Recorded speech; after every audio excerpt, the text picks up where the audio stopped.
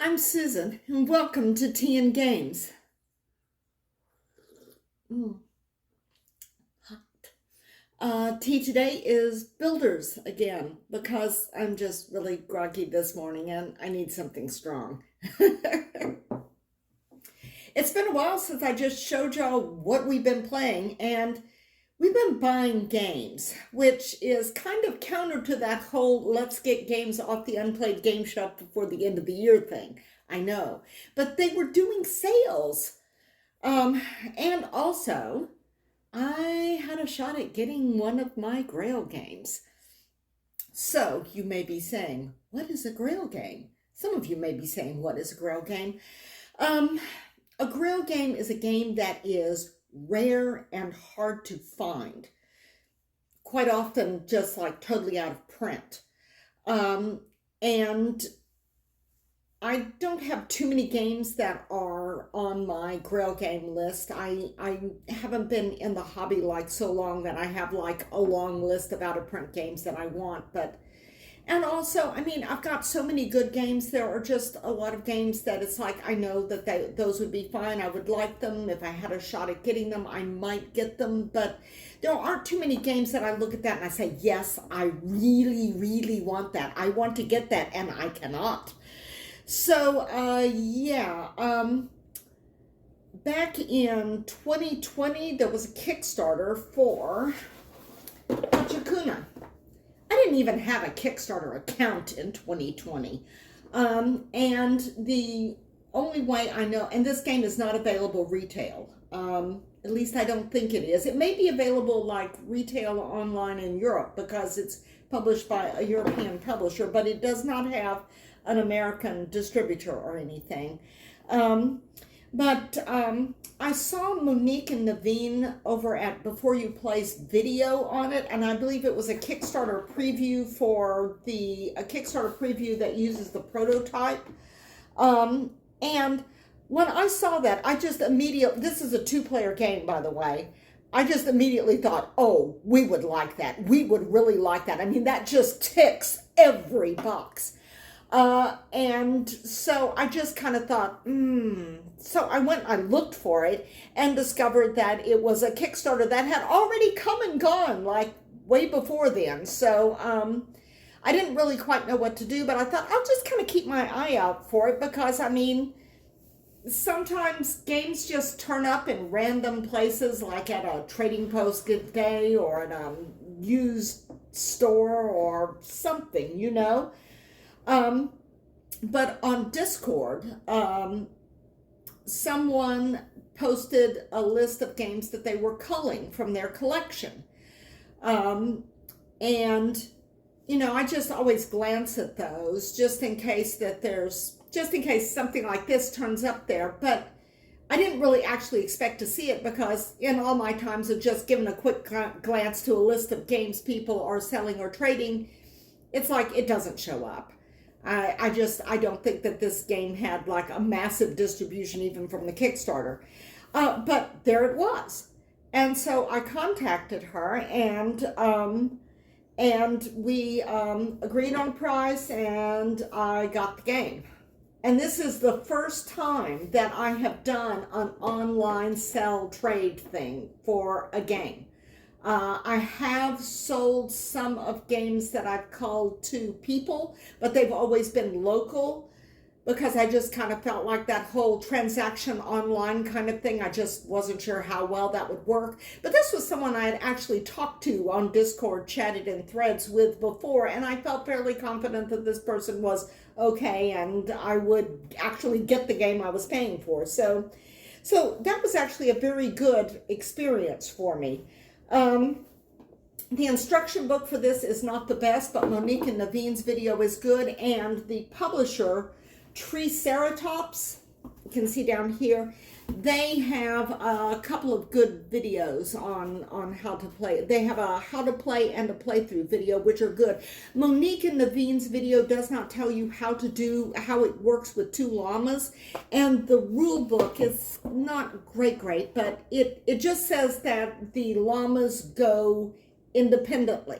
But it doesn't really clarify whether that's all on one turn or if you use separate turns to move the llamas separately. So we got to see how that worked on the video that the publisher made. It is a carbon neutral game, and they included spare frames for the board thing and spare pieces so that if you wear out these incredibly big, chunky, sturdy pieces, you can make more pieces with the little pieces left together. And these hexes here have different configurations, as you will see here. This is not the game board. This is the plan for the game board. This is side A, and this is side B. I'm not sure I really paid attention to which side I laid them out on. I think we've been using maybe side A. And you sit opposite each other for this game. Now, you lay this out on the table, and then you just put these little pieces on there according to the configuration on the plan here. Which, if you want a game that sets up like that, this isn't that game. But at the same time, setup for this game doesn't bother me because, I mean, you're putting the pieces down, you're like looking at the plan and you're just laying the pieces down, pulling them out of the box and laying them down to match the thing on there. And it has a very nice kind of satisfying, relaxing, puzzly feel, which, you know, I mean, most games that have a bit of setup, particularly something that could be considered fiddly like this, you don't generally have a good feeling about it, but I really like this.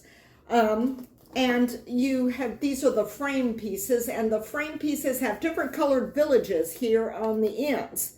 And that corresponds to the villages around the edges of this thing here. The theme of the game is you are trading, you're trading yarn and dye stuffs with villages in Peru. And these are, like, the dark parts are the mountain parts of the landscape, and these are the valleys.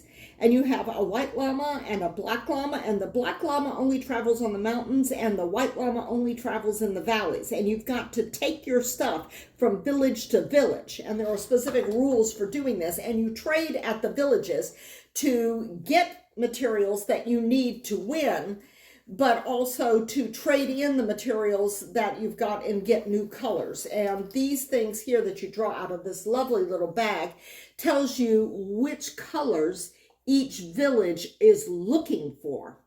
You can go to a village that doesn't have the color that your llama is carrying, but you won't be able to trade it as in take it off your back, peg it, or get extra resources for extra llamas. You will only be able to get whatever color the village produces. And that was another thing that wasn't terribly clear in the book or in their video. They keep saying, if you go to a village that does not have the color that your llama has, you can go to that village, you can just rest there, or you can trade, but if you trade, you don't get anything. And that's not actually true. It means that you cannot do the trade action in which you will get the color that you need to peg and trade or get an extra resource if it's the larger color on the tag thing. What it means is that you will only be able to pick up a new color from that village. So you don't get nothing. Your llama doesn't leave there empty. And speaking of llamas, very adorable llamas. And they have little gray rock pieces here because one of the rules is you must rotate a tile to make pathways and then move your llama, rotate, move, or trade in a village. But you can't just undo the last action that somebody else did. Like if I rotate this tile and move, the person coming behind me, the opposite player can't just immediately rotate that one back. Because you're not always going to be using the tile that you rotate. Here are that's a little black llama, and they have a little white llama. So you can't undo the most immediate move. So you place a rock on it so that it will show and help keep in everybody's head. I say everybody, it's a two-player game. Which tile was the last tile that was rotated? And your little resources here come in very, very different colors. there is one thing I would say. If you have this game on your shelf, and besides what I've already said, and you want to get it out and play it, when you are pegging the colors, not pegging the colors, when you're putting out the demand tiles here to show which ones the village wants, they sit in these little and of course I can't do it because I'm on video now. They get pegged into this area, like this is the blue village. You would pick up blue there, but you would be taking yellow and red there. If you take yellow there, you will get 2 yellows, one of which you can peg. And if you take red, you will only get 1, which you could peg if you don't already have it, but anything extra you get goes into resources, and you can spend it to buy extra rotations or more llamas. The llamas all go on the same turn that you do, and they do not have to follow the same spot. But the thing that we noticed about these demand tiles is that, let me see if I can find a couple. We actually don't like having them sticking up, though it looks nice to have the flags all upright around the village. It's nice in terms of table presence. But the problem is the way the light falls on the board sometimes, it kind of like, it casts a shadow over these things because they're upright. So where you are in the village, you're looking at this and you're going like, oh yeah, I see that. And the blue and the purple, if there is a shadow over the purple, if the purple is not in direct light, I mean, if there's a shadow over the blue and the blue is not in direct light, it kind of looks a lot like the purple. And it's the same thing with the red and the orange. Let me show you here. Like we have red and orange here. And when they're upright there, sometimes just the way the light falls, the orange looks red. And you can't tell if the red is orange and the same thing with the blue. So we lay them down flat. But I mean, you can, we don't have any problems. Somebody that's colorblind would have problems with this game, but we don't have any problems distinguishing them as long as the lighting on each tile is equal. But when they're standing up, sometimes it's a little shaded. But you turn the tiles and you try to make paths, and you try to maybe keep your opponent from making paths. We didn't mess with each other all that much when we played this game, but I always forget to put the rule book in. Even Robert has started noticing that I tend to, when I put a game away, forget to put the rule book. And in this case, I forgot to put, I'll just do that later.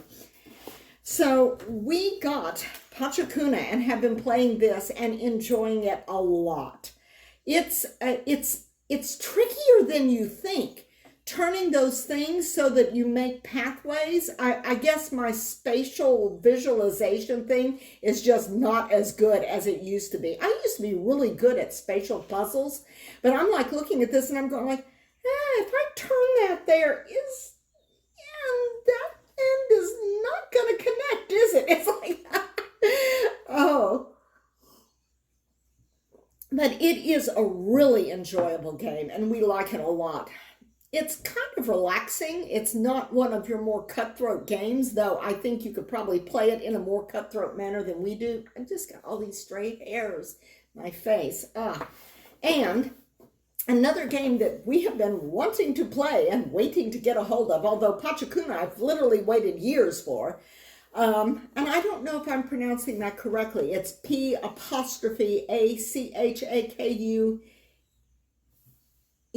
I had to double check to see if that was an N or an N-Y. For a shuffle. New game. This is a new game. This just came out this year, and I've heard so many good things about it. And this is another one, like I saw people play it and I thought, yeah, I do. I want this. This is something we're going to enjoy.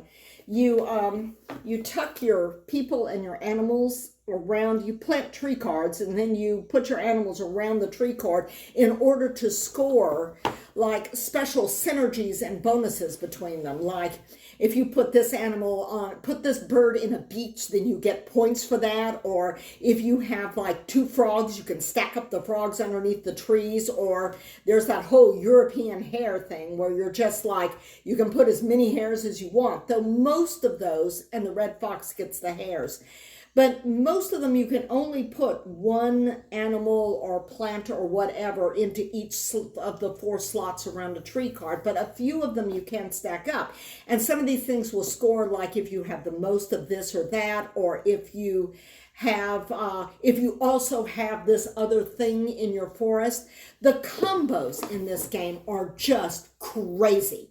I mean, this is a very high scoring game. If you get a kick out of big points, this could be the game for you, because you can combo cards and just end up with just absolutely stupid amounts of points.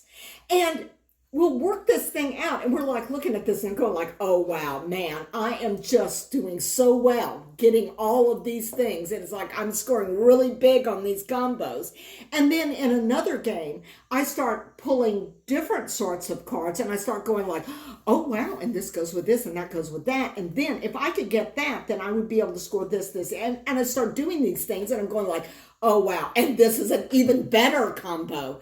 And then we play it again, and we're like laying down cards, and I'm going like, oh my God, you are scoring off of all, and I'm going like, and I had no idea you could score that much off of those. And it was just like, it's like every single game you discover some new powerful combo that you think, well, this is just a game-breaking combination. And then in the next game you say, no, that was not the game-breaking combination. This is the game-breaking combination.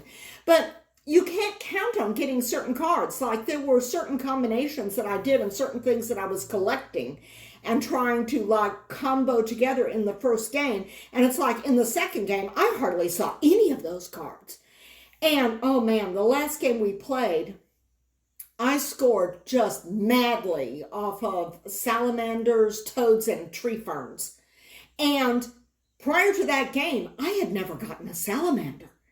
And this is a 2-player game. It's not a 2-player game. This is a 4-player game. The way we've just been playing it at 2. It is a 2 to 5-player game. Nice odd number 5. So this is a 2 to 5-player game. We've been playing it at 2-player, and I don't think that we have actually seen or exhausted all of the possible combinations or cards, but it is a huge amount of fun. And it would be interesting to see how it plays with more players, because that's going to affect the availability of certain cards. There are certain things that I suspect that incredibly stupid amount of points that we've been scoring in games those numbers might be a little bit harder to hit if there are other people that may be going for the same thing. Although if you have other players, this game has enough combo potential and material in it, and enough of a well-developed ecosystem in the box, that if you're playing it with, say, 4 players, it goes up to 5. But if you're playing it with 4 players, all 4 players could be working for different point combos and stuff. You could actually not have a huge amount of overlap in what people are collecting. But there are a number of how to play videos out there and people talking about it. I like ThinkerThemers talking about the game and how well it played. They also tend to play games at 2. And it's nice when you can get a game that if you've got a full table, like 4 or 5 players, that you can play it with a full table, but the game still is a lot of fun and plays perfectly well at 2. And that would be this game. And if you like nature-themed games, this is definitely one that you need to research and see if it will fit in well with your collection. It is a card game. It is a small box game. But you should be aware that it is a bit of a table hog. Once you start laying out the trees and putting things around them, I'm going like, okay, and I think I'm going to squeeze this oak tree in over here, and I'm just thinking, wow, if you had 4 players, then, you're going to need space. The way the game ends is there are cards called Winter is Coming, and they've got a winter snowscape on the cards, and there are 3 of these. You shuffle them into the last third of the deck. And, well, actually, you shuffle 2 of them in to the bottom third of the deck, divide the deck into 3, shuffle 2 of them in, place the 3rd card on top, and then place the rest of the deck on top of that. But we had a couple of games where the winter is coming cards came back to back, because if you're shuffling the two cards in, and it ends when you turn over the third card. If you're shuffling the two cards in, then that means that one of those could end up on top and has the first winter is coming card placed on top of it. Or you could end up shuffling it and you get the first winter is coming card, which marks like the bottom third of the deck, and then further on you get the other two back to back. And so the game would basically end now. So you don't count on always having those neatly spaced things that, it's like, here is winter and we've got X number of cards left to go and there's another winter, and then we have X number of cards left to go and there's another winter, because it may not work out that way. Oh boy. But we have been having huge amounts of fun with this, and the artwork is gorgeous. You see the artwork on the cover? I mean, the artwork it looks like you see on the cover here. It's just really beautiful artwork. And there is a bear card in here, and nowhere in the rule book are the cards. There are cards which explicate how different things score that you can refer to during the game. But nowhere, the bear isn't in there, and it isn't in the rule book. Well, actually, not bear, I mean cave. The cave isn't in those cards, and it isn't in the rule book, but every player gets a cave card. And you find out what those are. Bear cards and raccoon cards allow you to put cards into your caves, and those score points at the end. Of course, if you don't get or play any bear or raccoon cards, then your cave is empty and you don't get those extra points. But chances are in a two-player game you may be able to do that. I got two bears and a raccoon and ended up with 23 points in my cave in one game. Yeah, I mean, that was just amazing. I basically won the game on the cave. The raccoon card allows you to put any number of cards from your hand into your cave. The bear card allows you to take all of the cards that have been placed out in the clearing into the cave. And in the case of the bear cards, what you want to do is you want to play that card, and those cards are expensive to play. You need to put down 3 cards to do that.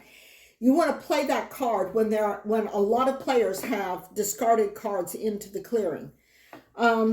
Because the clearing is cleared when there are 10 cards laid out there, and then you start over again. So you may not always be able to pull stuff out of the clearing to play into your hand or whatever. But because it may be cleared before you can get what you want. But if you can get it right before it's cleared, then you can get like max or near max number of cards from the clearing to go for the bear to put into the cave for his hibernation. But yeah, it's a fun game. Mostly you're just placing stuff around trees, but things can get very crazy when bears and raccoons come out. One thing I don't like about this game, which is not something against this game, but it is something that quite a few games do that bugs me a little bit, is you remove a certain number of cards from the deck based upon player count. In the case of a 2-player game, you're taking out 30 cards. And I mean, I just went, because I don't think there's any game I've got where it has you remove that many. And I don't like that, because that means that there's stuff that you just may not get at all, because there's so many cards that are pulled from the deck. And the reason why I don't like this mechanism for leveling the game out or making the game shorter, in some cases, I look at the game and I think, this is not going to affect gameplay at all. It's just making the game shorter based upon the player count. It's basically the number of cards you pull out, because you're not going through like a deck that thick, then that means that you have a shorter game for 2 players, a little bit longer for 3, a little bit longer for 4, or whatever. So it basically kind of makes the time to play the game proportional to the number of players. And I don't know, I'm not that crazy about that. I mean, yeah, sometimes I might want a shorter game, but sometimes I feel like I'd just rather go ahead and have the cards in there. And there are some games like Silver where when you're dealing out the cards around the table, if you're not playing with a full 4, then you basically deal starting cards for the for the 2 players, like for a 2-player game, for the 2 players that aren't there, and then those cards are removed from the game. First game we played of that, there were no 0 cards in the deck. So it's like we were hunting for those zeros, but there were none. Just because of the way, well, also first game, sometimes the shuffles are less than perfect, but yeah, that really bugs me in the case of that, because it doesn't actually, it's supposed to represent other players, because you're not going to have access to those cards if other players have them in their village. But yeah, it doesn't really work that way, because the way most silver decks work, at some point you can look at other people's cards, or maybe take one of their cards, or swap one of their cards, or that other player is going to be sloughing off cards from their village into the discard and replacing them with better cards, so that you might get a shot at some of those cards that are taken out of the game because it's meant to represent other players. I don't feel like that removing cards from the game based upon player count I don't feel like it's a good way to make game adjustments, but apparently nobody has come up with a better way. But for a shuffle, if you're playing with 2, you're going to be pulling 30 cards out of the deck. So, whew, yeah, that's a lot. But it's a very big deck, so yeah, and it keeps the play time down to a reasonable level. Maybe the game would probably feel long to some people, and you're already, even with not having access to all the cards, you're already going to be pulling in, just as I said, a stupid amount of points. Like, literally, you could score hundreds in this game. We crack over 100 in every game. So, yeah, so if you like games that score high, for a shuffle, yes. And then, over the holiday weekend, because it was Thanksgiving weekend this past weekend, we went to Barnes & Noble just to see if they had anything on sale. Oh, I didn't do my nails. I meant to do my nails before this. Please excuse the ragged fingernails. We went to Barnes & Noble to see if they had any sales, and they had a few games on sales, but not a lot. Not like their after Christmas sale last year, which was just, oh man, that was something else. But I made the mistake of showing Robert Abduction, a weirdly strategic duck kidnapping game. Yes, you play as aliens abducting ducks for research purposes, and you have a supervisor named Dave, who has got issues. But I made the mistake of pointing this out to Robert, even though it wasn't on sale. It's like, I saw the Kickstarter for this and I didn't get it. I felt like it was just kind of a little overpriced for just how light the gameplay is, because you're just not going to get much lighter than this. Seriously. See if I can put it up here where it's still in the frame. But the reason why I think it's like $35. But the reason why is because it has super nice components. You are playing for this squishy rubber, you're paying for this squishy rubber UFO here. And inside the squishy rubber UFO, you have these lovely hard plastic, cute little duckies.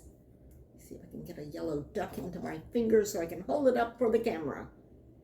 So, yeah, the ducks come in a bunch of different colors. And you pull them out of this. When they're abducted, they go back into this. And they have these beautiful shiny foil back cards.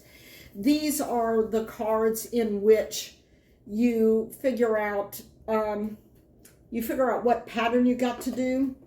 This is your duck pond. It looks kind of like a cosmic duck pond. Every player has one of these. It's always filled with ducks. So what you want to try to do is get ducks of the same color in this configuration. It does not have to be a color matching the card. Some of these will have now see, this has ducks in 4 different shiny colors. And that just means you need four ducks of different colors in a row. So like I said, it's pretty simple. There are a little bit more complex patterns in here. And there are some that, score lots of points. But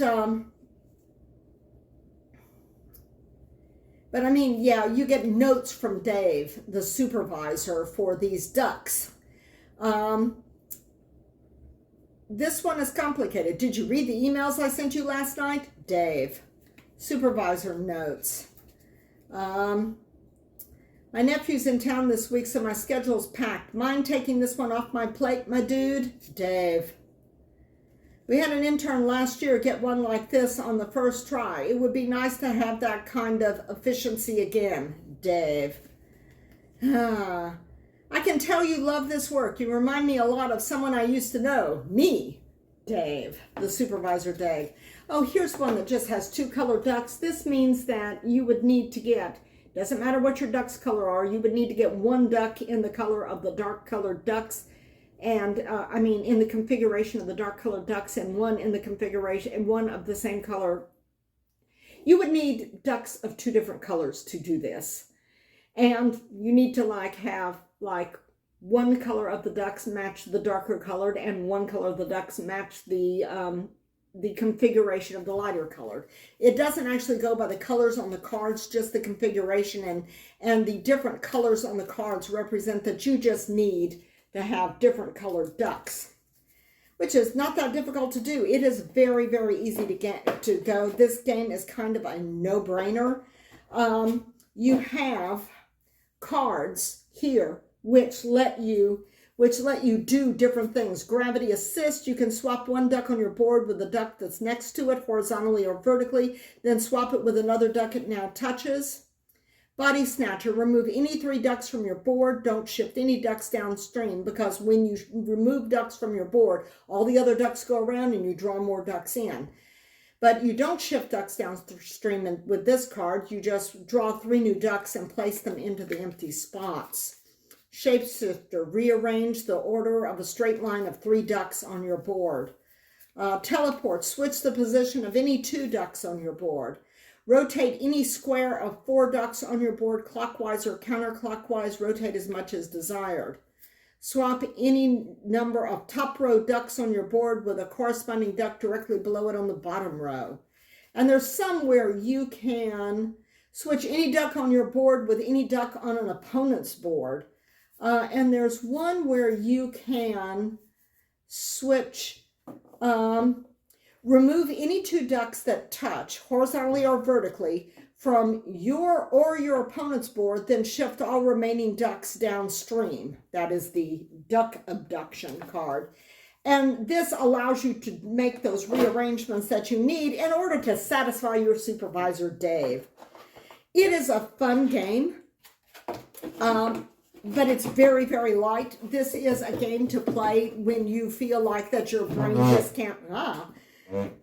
Yes, the alien spaceship is beaming someone up. This is a game to play when you feel like you just don't have enough brain to play a game. And I'm looking for player count on here, and I don't see it. Oh, 4 player boards. So yeah, player count of 4. And I left the rule book out again. And finally, I've been looking at this for a while. Like every year at Easter, I think, Bunny Kingdom. Although this is not a fluffy, Eastery kind of game. Because essentially you're placing your bunnies out into cities, and it's area control and area majority. You're basically trying to build fiefs and to connect other fiefs in order to score points. And it has card drafting. The drafting mechanism for 2 players is different from the drafting mechanism for more than 2. But it works well because we played this a couple of times at 2. The first time we played it, we did things wrong. We did not understand how a couple of things worked. We did the sky bridges wrong. We did the resource thing wrong, which, considering that you're scoring off of the resources, is not a good thing if you're going to mess something up. But Meeple University has a really good how to play video on this. And so we watched this a couple of times and we're going like, oh, of course. But it's very cute with the little bunny pieces. And I like the artwork on it a lot. And Things are falling. Falling. Yeah, that's not going to stay. Oh, and another thing, if you don't like punching stuff, I left this in here just so I could show you. This is all you have to punch for this game. That's it. Punch this. These are like some little resource tokens and stuff. This is the only punch board in the game. That's it. That little doohickey right there. So if punching stuff, if you've got a game on your shelf like this game, you're going like, I like to play it, but I don't want to like have to like punch a dozen boards. I just want to take it out and play it. Yeah, you could probably do that with this. Assuming that you watch the Meeple University how to play video first. But it's got cute little bunnies. The bunnies come in 4 players. That's the max player count for this. Here is a little pink bunny. Which is like, pink bunnies are so cute. Yeah, but the other player colors are, it doesn't have some of the usual player colors. For one thing, it has pink bunnies, but it also has yellow and red, which is usual, and it has black bunnies. So yellow, red, pink, and black. So no green or blue bunnies, and I kind of know the reason why. No green or blue bunnies because this board has just a lot of green or blue. And you need to be able to see where your bunnies are on the board. You know, I mean, you need to be able to, at a glance, just make sure that you've got a good bead on how you're setting things up on the board. These are the little pieces that you punch. And here are your cities. The cities feel fragile to me. They feel very, very thin. But, I mean, we played it a couple of times and we haven't snapped any towers off, and I suppose you could glue them on if you did. It's got a single tower. This city is a 1. Let me see if I can hold it up against that. But there are a lot of 1 single tower bunnies, and the number of towers has to do with what you multiply the resources by, the different resources by. So more towers is better. But there are also 2 tower cities, which there are fewer of.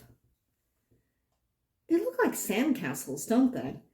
And there are 3, I think only 3. Yeah, there are 3 tower cities, which are very nice indeed, if you can lay your hands on them. Yeah. But it plays well at 2 players with the 2-player drafting variation. You do all of your drafting and you place out your bunnies and you lay out your cards. The cards tell you either, like, you can do resources. This has to be placed on a mountain. But this will also tell you that it's got a grid up here that tells you where you place your bunny, and that, obviously, see, carrot, it is a carrot producing area. And let me see here.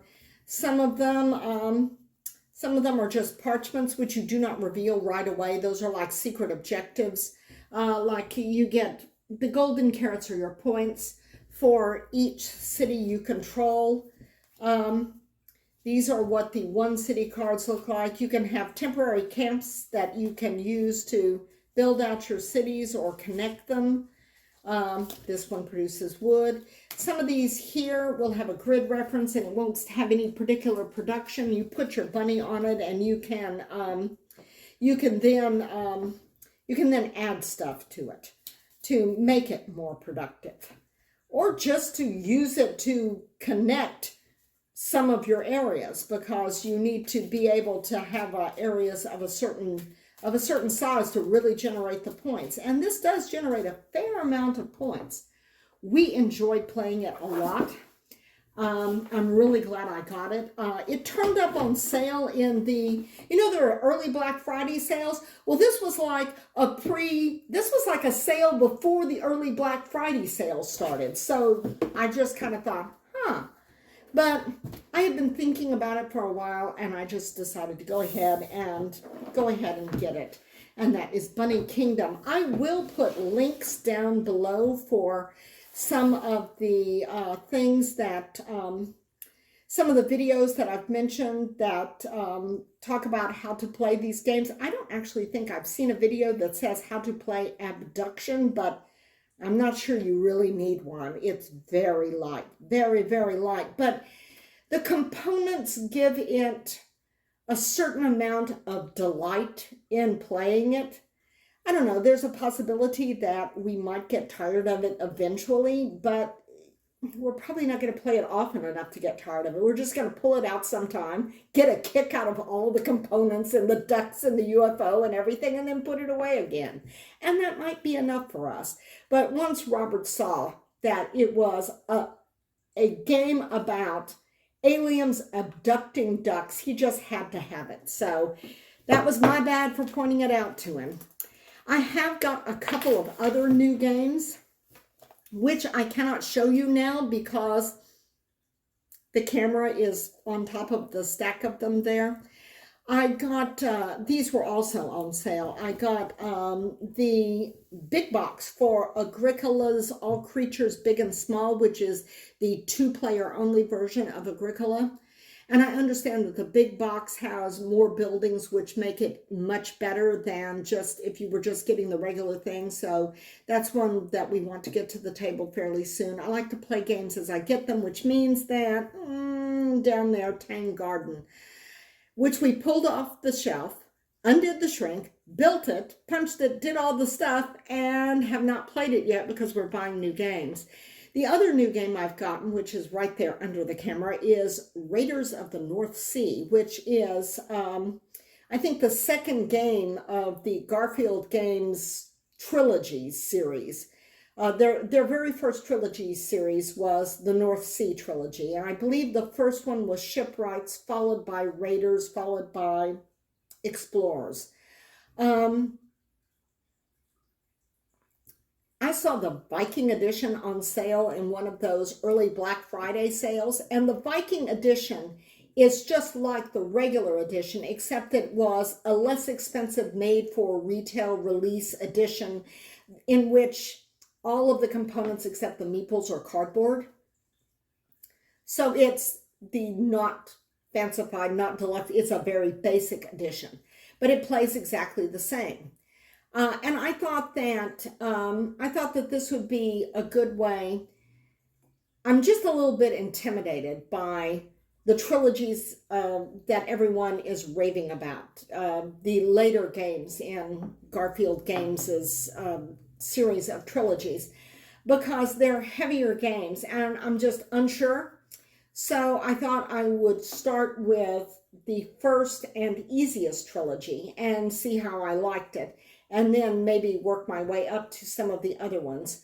But yeah, we got the Viking edition, and even though it was less expensive because it's the Viking edition, which was, I don't know, it was made for like mass market retailers like Target or Walmart or something like that.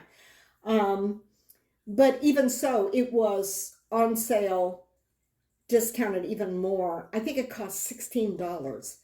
So, I mean, this is the least expensive, most low impact way to try out one of these games. And we'll see what we think. See if we want to get more games in the North Sea trilogy, the other two games, or see if we want to jump up to one of the later trilogies. But that's another one we need to get to the table soon. And poor Tang Garden, which has been sitting on the end of the dining room table. Of course, that far end of the dining room table, it's not that far, but still, it's down there, beyond the camera. I had like a stack of games this high on the table before Thanksgiving, so it's like I'm going like, I need to get all of these off the table before Thanksgiving. But then, once Thanksgiving was over, I began restacking that far end of the table where the games live. But it's been good sitting around the table talking to you about stuff, game stuff. Let me know what you think of the games. Let me know what you've got your eye on in the Black Friday sales, what you have pulled the trigger on, or what you're maybe putting on the list for Santa. We have not put any game on the list for Santa like we did last year. We're still thinking about it. But yeah, let me know what you think of the games we've played. Let me know what you're playing. I like chatting with y'all in the comments and seeing what you think of the games and seeing what you're playing. And maybe what's on your wish list. Or maybe, tell me what's on your Grail games list. I only had 2 games on my Grail games list, and this is one of them. So I am a very happy camper. Tell me what game it is that you've been looking for and hoping that you can snag a copy of someday. I'd like to hear it. It's been fun, and I will see you next time round the table.